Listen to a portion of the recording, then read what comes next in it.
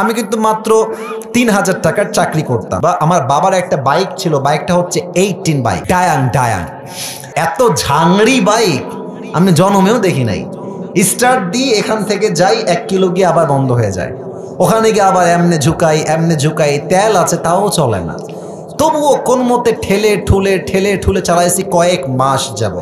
আচ্ছা, একটা পর্যায়ে গিয়ে এমন একটা অবস্থা হলো আমার পকেটের, যে তেল যে ভরবো বাইকে ওই টাকা আমার পকেটে নাই। তা আব্বাকে বললাম, আব্বা मैं माफ़ी भी मांगता हूँ, दुआ भी मांगता हूँ, আমার দ্বারা এই বাইক আর চলবে না, তোমার বাইক তুমিই রাখো। তা আব্বা বললো, কি করব বাইকটা, আমার পায়ে তো ব্যথা, আমি তো হার্টের রোগী, এটা কি সেল করে দিব? বললাম, বিক্রি করে দাও, আমি এটা বিক্রি করে সাইকেল কিনবো, সাইকেলের চাইতে ভালো হবে আমার জন্য। তো যাই হোক, বাইকটা বিক্রি করব ভাব, মানে এটা এইভাবে কখনো আমি আগে কোনো মাহফিলে বলি নাই, এতটা ব্যাখ্যা দিয়ে বলি নাই, আজকে বলছি বাইকটা বিক্রি করে দিব অভাবের জন্য। বাট বিশ্বাস করেন সেই সময়টা প্রতিদিন তাহাজ্জুদ পড়তাম, প্রতিদিন আল্লাহকে বলতাম যে আল্লাহ তুমি আমাকে কবুল করো, আমার চেষ্টা কবুল করো। আর আমি দুইজনের ওয়াজ খুব বেশি শুনতাম, এক আজহারের ওয়াজ শুনতাম খুব বেশি, আর একজন আমি আল্লামা দেলোয়ার হোসেন সাঈদীর ওয়াজ খুব বেশি শুনতাম সেই সময়ের কথা। It has been 3 years or maybe 4 years back, 3 বা 4 বছর আগের কথা। তো হঠাৎ করে আমি একদিন জুমার খুতবা দিলাম, আমি আবার বলছি এই কথা কিন্তু আমি কখনো কোথাও আপনারা শোনেন নাই, আমি আজকেই বলছি। তো জুমার খুতবা দিলাম, আমি প্রায় 1 বছর যাবৎ জুমার খুতবা দেই, ভিডিও আপলোড হয়, কিন্তু কখনো কোনো রেসপন্স আসে না, আই মিন কেউ দেখে না ভিডিও। এই 10টা-20টা লাইক পড়ে, 2-1জন কমেন্ট করে, মাশাআল্লাহ, আমি তাতেই খুশি, আলহামদুলিল্লাহ, 2-1জন দেখলে আমার জন্য এনাফ বা আমার খুশি কারণ হয়ে যাবে। তো আমার মনে আছে হঠাৎ করে একটা ভিডিও আপলোড হলো আমাকে নিয়ে, মাশাআল্লাহ, ভিডিওর টপিক খুব ভালো ছিল, লাখ লাখ রিচ হয়ে গেল, একদিনেই মনে করেন যে 10-20 লাখ মানুষ দেখে ফেললো সেই ওয়াজটা।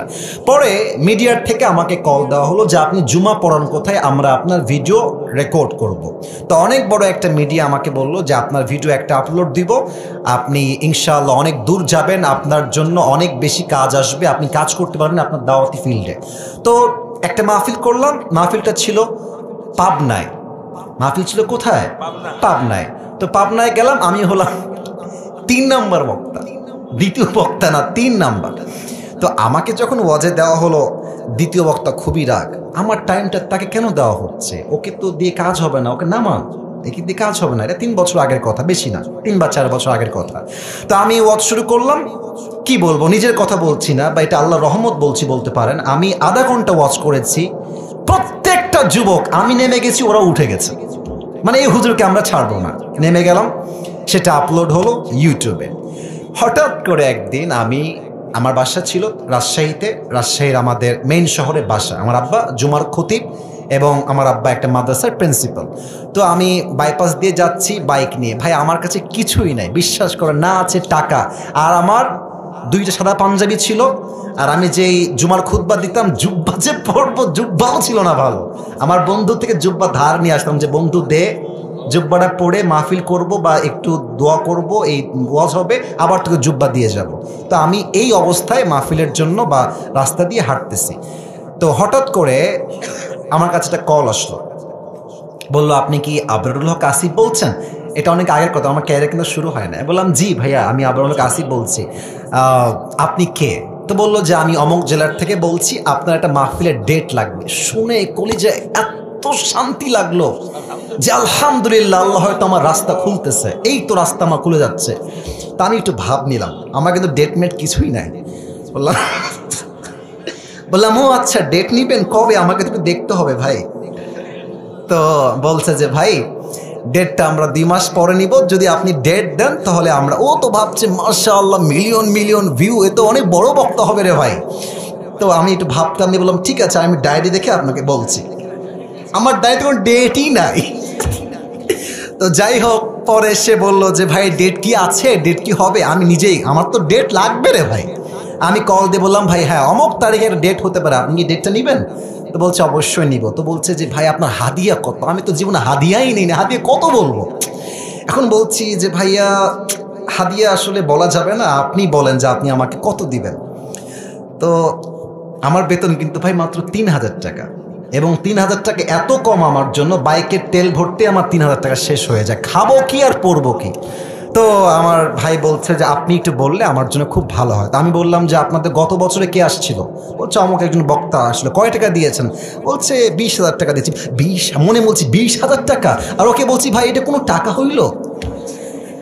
আচ্ছা যাই হোক, অনেক কথাবার্তা বলে সে বলল ঠিক আছে আপনাকে আমরা 25,000 টাকা দিব, গাড়ি ভাড়া সব কিছু মিলিয়ে, খাওয়া দাওয়া মিলিয়ে, থাকা সহ 25,000 টাকা আমি আপনাকে দিব। তো বললাম দিব বললেই তো হবে না ভাইজান, আপনাকে তাকে অ্যাডভান্স করতে হবে, না আমি প্রোগ্রামটা কনফার্ম মনে করব কেমন করে। তো বলছে ঠিক আছে ভাই আপনি আপনার নাম্বারটা আমাকে দেন, আমি আপনাকে 5,000 টাকা অ্যাডভান্স করছি। আমি বললাম ইয়ার ইয়ে তো মেরি রাস্তা খুল গিয়া মাশাআল্লাহ। তো বলছে ঠিক আছে আমি আপনাকে দিচ্ছি, নাম্বারটা আমাকে পাঠান। তো নাম্বার দিলাম, 3 দিন কোনো খবর নাই। মনটা আবার খারাপ, জানলাম ডেটটা কি তাহলে পাবোই না। তো 3 দিন পরে আবার আমার ভাই কল দিয়ে বলছে প্রিয় ভাই আপনাকে তো আমি টাকা দিব, বাট আমি টাকা তুলতে পারি নাই এলাকার থেকে, তাই টাকাটা দিতে পারি নাই। তো মাশাআল্লাহ সবাই আমাকে টাকা দিয়ে দিয়েছে, আপনার নাম্বারে আমি এখনই টাকা পাঠাচ্ছি। তো আমাকে ওই প্রথম মাহফিলের জন্য 5,000 টাকা অ্যাডভান্স দেওয়া হয়, এবং 5,000 টাকায় আমি আমার আব্বা আম্মাকে দিয়ে দিয়েছি।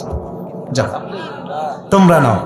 বিশ্বাস করেন ওই যে আমার জার্নি শুরু হলো, আল্লাহু আকবার, কি বলবো। এখন এমন একটা দিন নাই যেই দিন শত শত কল আসে না, আসিফ হুজুরকে লাগবে আপনাদের কি, আমাকে বলে 3 লাখ নিবেন, 2 লাখ নিবেন, 1.5 লাখ নিবেন, কত খালি বলেন না আপনাকে আমরা চাই। আপনি বলবেন হুজুর আপনি এত লম্বা স্টোরি কেন বললেন? 1 ঈমান, 2 হচ্ছে তাকওয়া। এই 2টা থাকলে বান্দার সফলতা কেউ আটকায় রাখতে পারে না, ঠিক কিনা বলে?